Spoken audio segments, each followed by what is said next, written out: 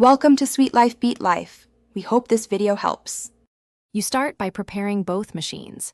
Make sure they're powered, updated, and either on the same network or physically connected with a fast cable. Once done, back up critical files to an external drive or cloud so you can recover if something fails. Make sure you're signed into the same user account on both PCs and enable file sharing or network discovery.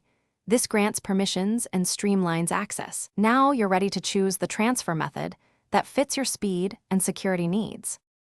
You'll proceed with the core transfer using the chosen method, nearby sharing or migration assistant for simple moves, or SMB/FTP for control over large batches.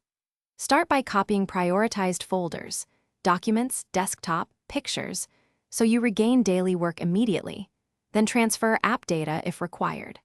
While files move, monitor transfer speeds and pause non-essential applications that consume bandwidth or disk I/O. If you have very important files, run checksum. You finish by verifying everything.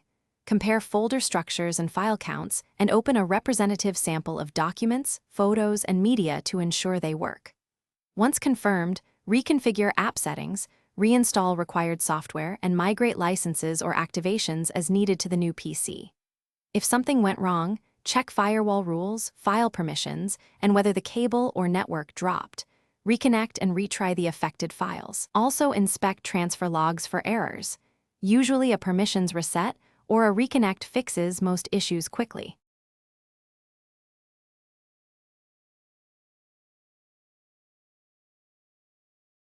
Thanks for watching. Consider subscribing if we helped you.